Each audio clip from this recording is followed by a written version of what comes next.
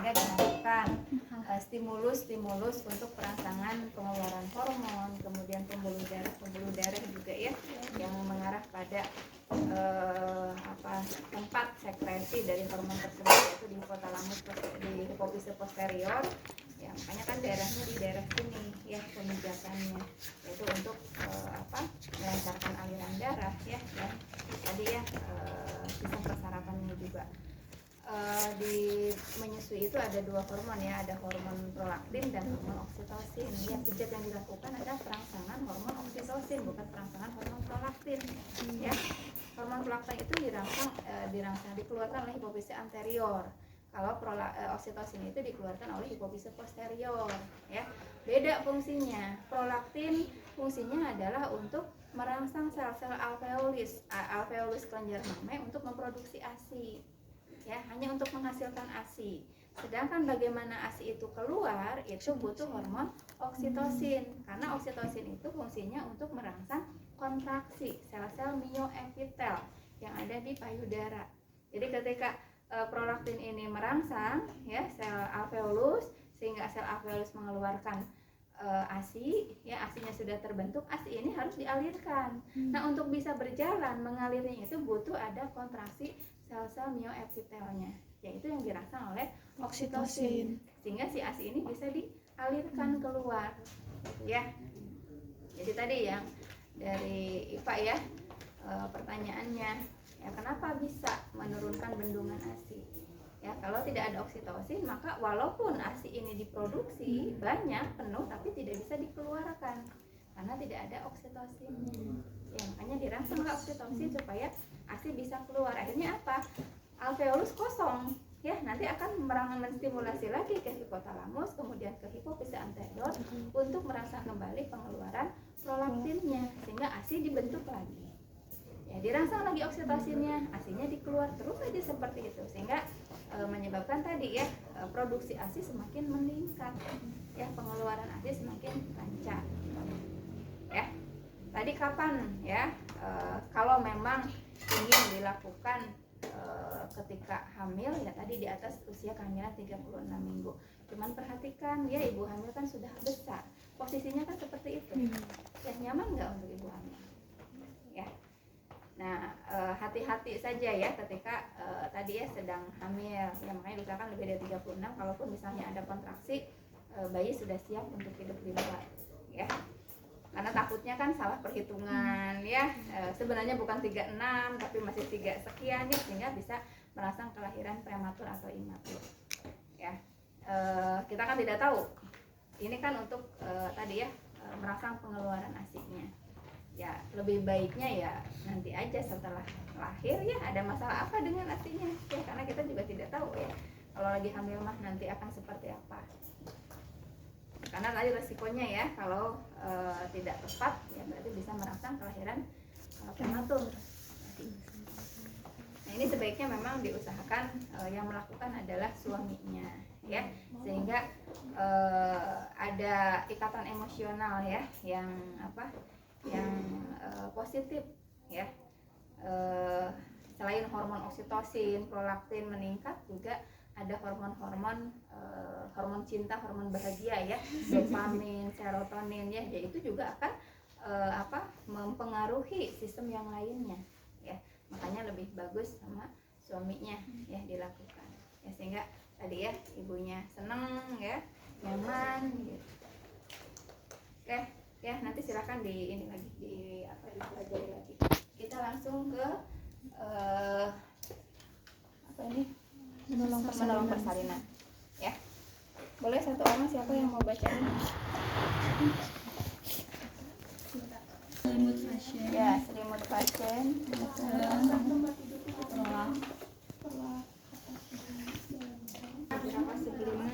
Berak-berak, bolong, nanti di tempat steril ya. Di tempat steril ada duk bolong, ada duk steril.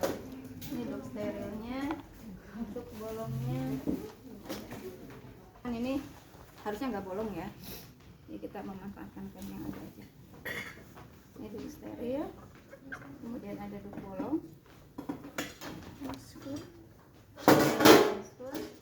ya hanskur.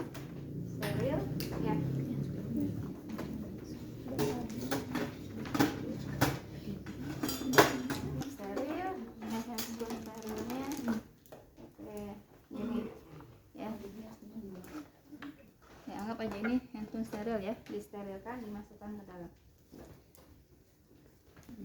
Betadine, Ya, lady water, lady water, pinset anatomi, ya, pinset chirurgis, sudah. pemecah ketuban, Nah, ini pemecah ketuban ya, atau setengah kohler ya, setengah. Kemudian gunting episiotomi, ini gunting episiotomi. Ini gunting episiotomi ya, yang sudut. Ini gunting plasenta yang lengkung ya, guling kali pusat ya, bukan plasenta. Terus klaim arteri ya, klemnya ini di situ dua, satu aja ya. Kalau misalnya ada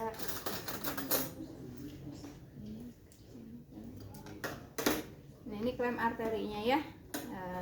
Kalau misalnya tidak ada klem disposable, umbilical klem, kita pakai klemnya dua. Tapi kalau ada ini satu, ini satu. Ya kalau di daerah misalnya nggak ada ini, ya pakainya benang kasur untuk mengikat tali pusatnya ya. Jadi ininya harus dua, ya satu. Nanti diganti pakai benang kasur. Ya. Terus baki plasenta.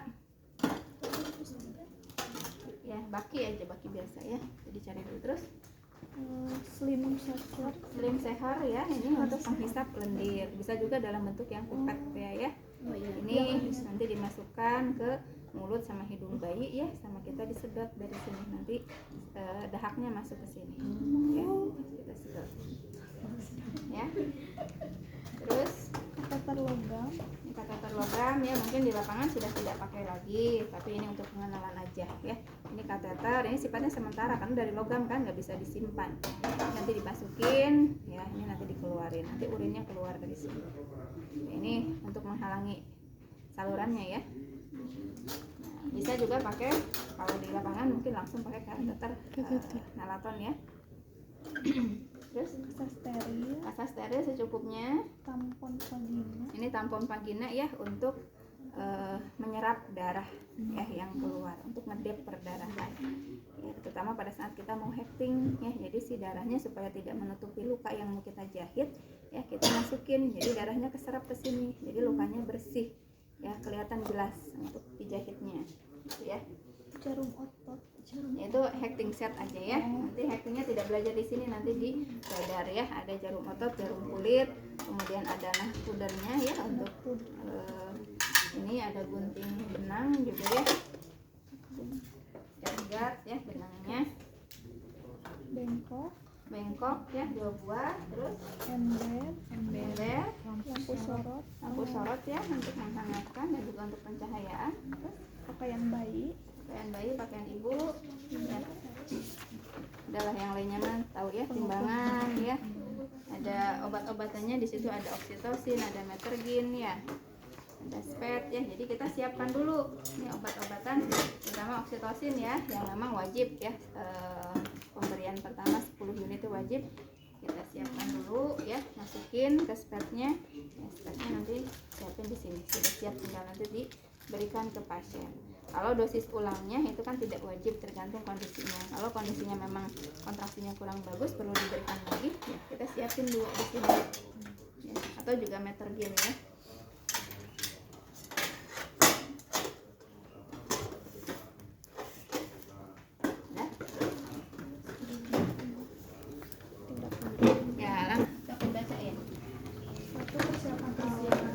Sudah disiapkan set partusnya tadi, semua alat-alat kita ada di masih ya. Terus privasi, jaga privasi, siapkan pasien, infon konsen, satu orang. infon konsen, siapkan pasien, siapkan Ya, ditoto. kita sudah ini ya Bu ya, kita nanti coba cek dulu ya. Ini mulusnya udah bertambah gitu ya. Sebelumnya kan di kelas 1 sudah kita ajarin bagaimana cara ngedam yang baik ya. Kita coba nanti cek dulu ya, apakah sudah pembukaan lengkap atau tidak ya. Nanti kalau sudah lengkap dan nanti dipimpin ya Ibu, masih ingat kan cara ngedamnya ya. Nanti ngedam seperti itu ketika ada kontraksi. Kalau tidak ada kontraksi yang kuat ya Ibu gak usah ngedam gitu ya, untuk menghemat energinya. Terus pasang perlak dengan ujungnya dimasukkan ke dalam ember.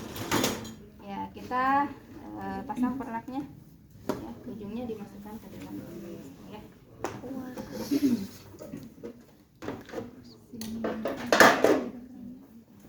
Sini Bu ya, diangkat bokongnya.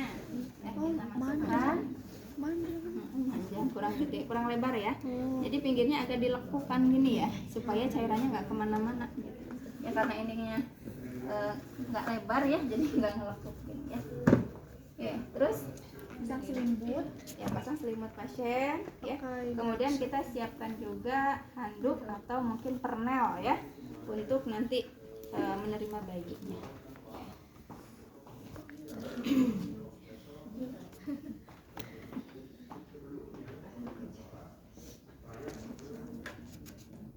Jadi di atasnya itu Terus letakkan bengkok satu dekat selangkangan dan satu buah lagi dekat kaki, diisi cairan desinfektan.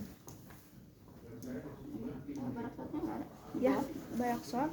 ya, kita pasang barakshot dulu ya.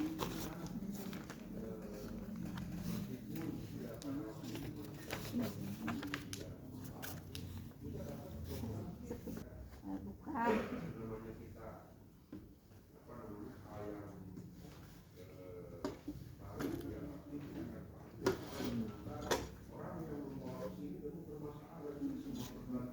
Ya, kemudian Letakkan bengkok.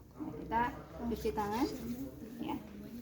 Cuci tangan tadi ini cuma satu, dua di dalam ya. Kita ambil aja karena kan ini posisinya terbalik ya. Kalau sarung tangan steril juga kan tinggal dibuka, posisinya udah dibalikin kan ya, si ininya bagian dalamnya sudah dilipat ya. Kita pegang aja karena ini yang dipegang adalah bagian dalamnya ya. Kemudian kita dorong, kemudian kita pakai, mau dipakai dua-duanya enggak, atau misalnya mau dipakai satu aja ya, misalnya yang apa, yang sebelah kanan ya, karena kita mau periksa dalam. Kita masuk aja dulu, kemudian kita masukkan satu lagi ya, baru kita atur.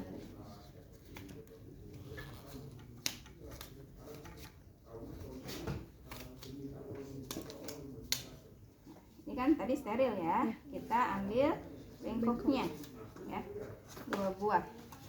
Kita simpan satu di daerah Kaki, satu di selangkangan. ya. Yang di daerah kaki kita isi dengan safflon. Ada safflon ya, safflon ya, untuk merendam alat yang sudah dipakai. Kita isi. Berarti ini sudah tidak steril ya, sudah pegang safflon. Ini masih steril. Terus Melakukan perawatan perineum. ya, kita lakukan perawatan perineum.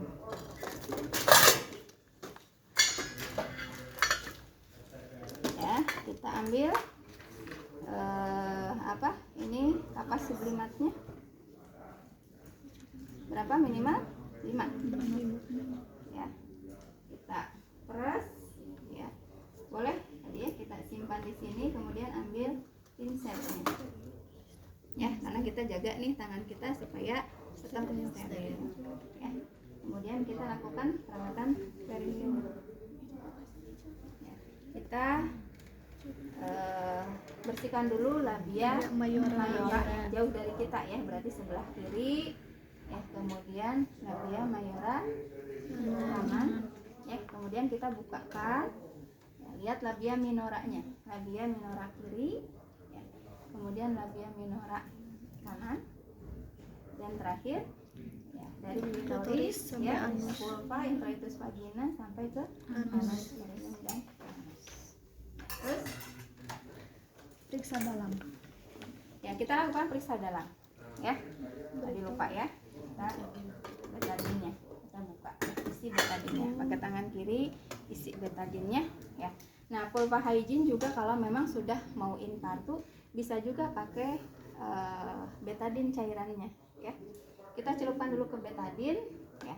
Nah, sebelum itu ya, takutnya nanti pas periksa dalam itu sudah langsung ditemukan pembukaannya lengkap dan kita harus memecahkan ketuban ya. Kita simpankan dulu ininya di pinggir, satu aja yang disimpan, yang lainnya nggak usah ditempel-tempel di pinggir, jatuh lagi ya. Itu aja supaya kita tangan ini tidak keluar masuk ya, jadi bisa diambil pakai tangan kiri gitu ya. kita periksa dalam, kita raba fundusnya. Bu, saya mau cek ya, ini udah lengkap nggak pembukaannya gitu ya. Nanti kalau ibu nggak nyaman pada saat kita periksa dalam, ibu tarik nafas ya. Kita simpan tangannya di fundus ya, kemudian kita masukkan ya. Tarik nafas Bu ya, sama sambil diperiksa juga, jangan kayak kemarin ya. Nah, kita lihat pembukaannya sudah berapa ya, porsionya tipis atau tebal ya, lunak atau kaku ya, pembukaannya sudah lengkap atau tidak, ketubannya masih utuh atau tidak. Kalau misalnya ditemukan ketubannya masih utuh dan pembukaannya sudah lengkap, kita langsung pecahkan ketuban. Biasanya kalau pembukaan 9 juga bisa langsung kita pecahkan supaya mempercepat juga ya, tidak harus sampai 10 lah, 9 juga sudah bisa kita pecahkan. Nah, ini nggak boleh keluar ya, karena perisa dalam ini beresiko untuk terjadinya infeksi, jadi tidak boleh keluar masuk. Ya, makanya tadi itu dikeluarkan ya. Kalau kita sendiri, jadi kita tinggal ambil ya, tidak harus tangan kita yang keluar.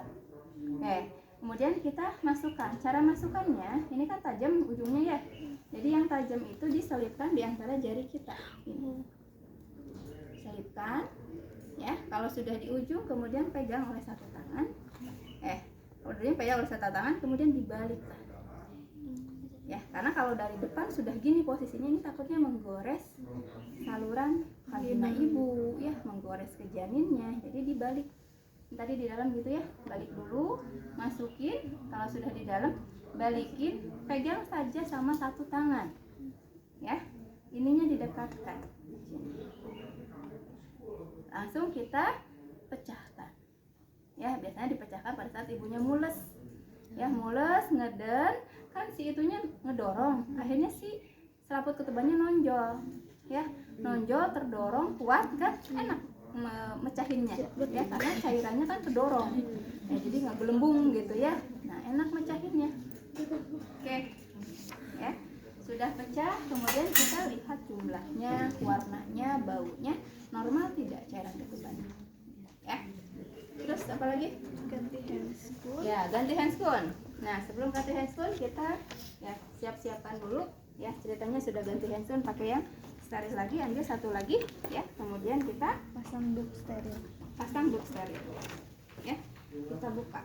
Ini kan duknya steril ya, jadi hati-hati ya membukanya, nggak kena kemana-mana ya, diikat gini ya Bu. Angkat bokongnya ya, oke ya, boleh ke bawah lagi, langsung kita masukkan lagi ya di sini, supaya darahnya kan nyerap juga ya, dan tadi bayinya terlindung ya dengan kain steril ini. Kemudian kita pasang duk ya, boleh ininya agak ditarik ya, kita pasangkan seperti ini supaya ya, yang terlihat adalah bagian yang mau kita lakukan aja ya, bagian lainnya dilindungi. Terus pimpin persalinan ya, pimpin aja Bu, ngedan ya, kita biarin aja selama si janinnya ini masih maju mundur ya. Nanti si bayi ini akan, ketika ibunya ngedan ya, dia akan maju ya. Posisi yang ideal itu mukanya di bawah ya, ubun-ubunnya di atas. Jadi ketika dia ngedan, dia kedorong gitu ya, kemudian hilang lagi, dia mundur lagi gitu ya, terus aja maju mundur gini ya. Nah, ketika sudah terlihat dia mendorong perineum ya, begitu teregang perineumnya, baru kita tahan supaya tidak terjadi robekan. Kalau masih kelihatan masih kendor gitu ya, belum terlalu teregang ya, nggak apa-apa, biarin aja, nggak usah ditahan-tahan.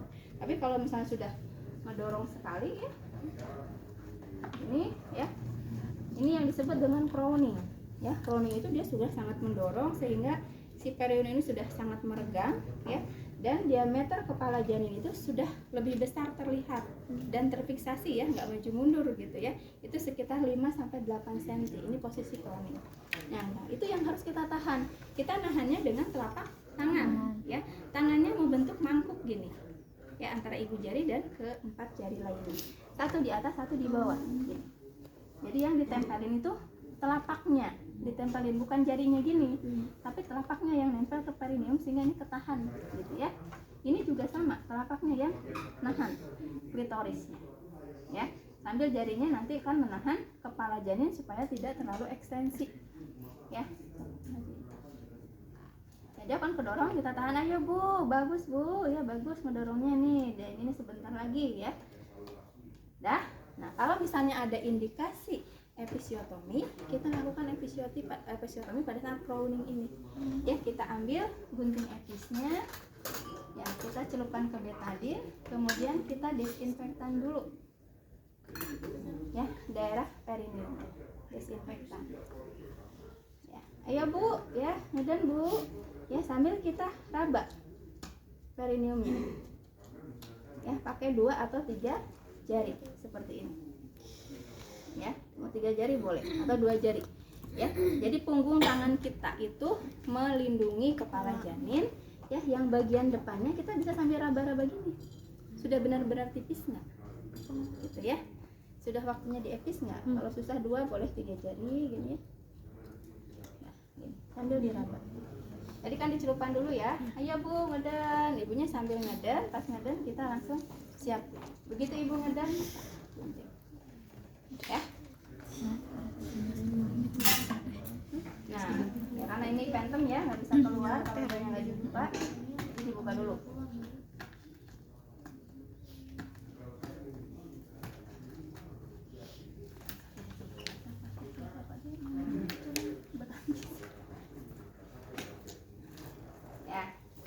Nanti kan ibunya ngeden ya, bayinya keluar gitu ya.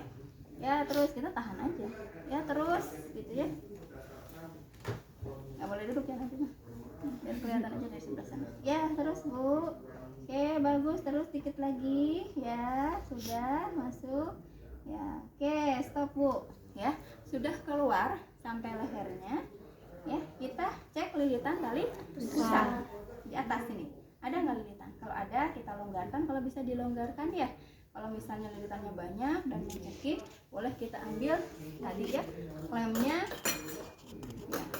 Ini klem 2 ya, pasang 1 lagi langsung digunting. Ya, tapi itu harus segera dilahirkan.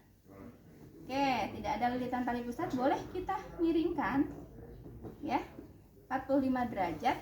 Ya, kita hisap dulu lendirnya.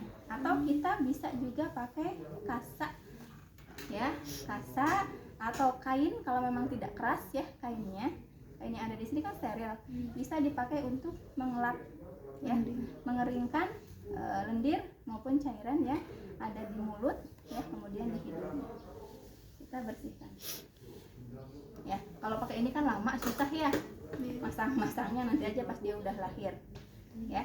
Yang lebih gampang lagi pakai yang pipet ya, dia agak miringkan, dimasukin sedot gitu ya. Oke, nah nanti pasien bayi akan melakukan putaran paksi luar. Kita tahan di bawah 1, di atas 1. Tadi pada saat ini nahan gini ya supaya dia tidak terlalu gini ya, supaya tidak terlalu ekstensi ya. Kita tahan ya, dia ikuti, dia muter kemana, ya, dia akan muter ke arah punggung. Makanya sebelum menolong kan kita harus leopot dulu supaya tahu punggungnya di sebelah mana.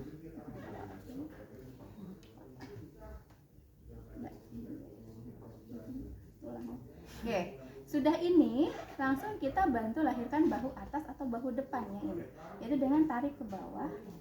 Nah, sampai ininya keluar. Kemudian tarik ke atas sampai bahu belakang atau bahu bawah lahir. Kemudian disangka gini, susuri.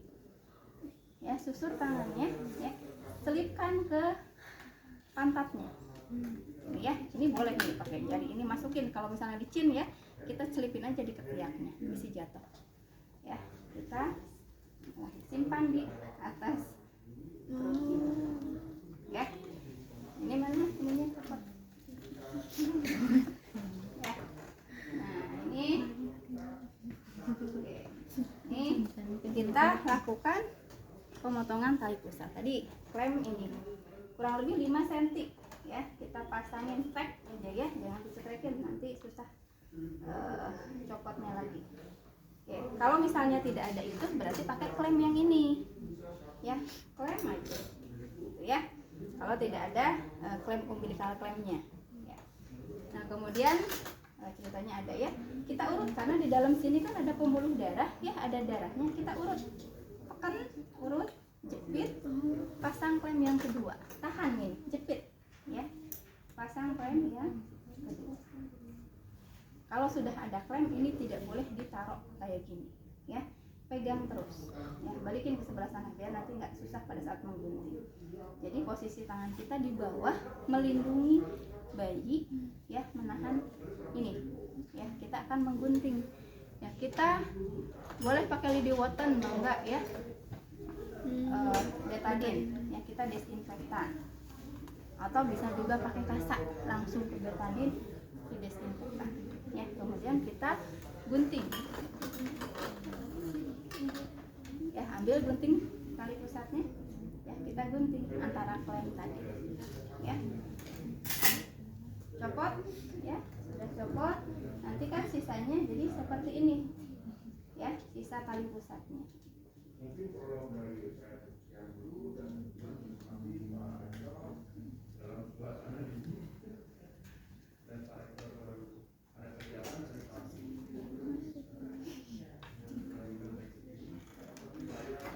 Nanti kan ini jadi gini ya, ya karena sudah digunting ya. Kita ambil kasak ya, celupkan ke betadine, peres ya, kemudian kita tutup ya si tali pusatnya, tutupkan ya.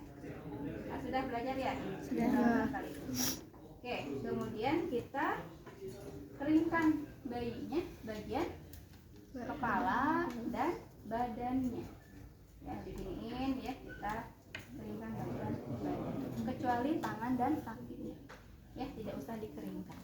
Kemudian kita langsung tanpa inisiasi menyusu dini ditempelkan ke ibunya ya. Kalau misalnya takut kedinginan, kita tutup pakai permen ya, mau pakai topi ya. Kemudian kita fokus ke kala 3 ya. Nah, setelah bayi lahir tadi kita suntikan oksitosin IM ya. Kemudian kita lakukan manajemen aktif kala 3 ya. Kalau ini kepanjangan ya, kita pindahkan nih klemnya, tapi terlebih dahulu diurut dulu, urut ya, tekan, ini pindahkan supaya darahnya enggak keluar, pindahkan biar enggak terlalu panjang. Kita cek ya, bagaimana kontraksi tadi, bagus atau tidak ya. Kemudian kita cek apakah si plasentanya sudah lepas dari dinding rahim atau belum. Ada 3 cara. Yang pertama adalah cara Strassman, yaitu pasiennya disuruh disuruh diketuk-ketuk ya. Kita regangkan, jangan tarik ya, kita regangkan seperti ini, teregang ya, pundusnya diketuk. Nah, kalau kayak gini ikut bergetar berarti belum lepas. Kalau ketika diketuk ini tidak bergetar, malah dia menjulur keluar, berarti sudah lepas.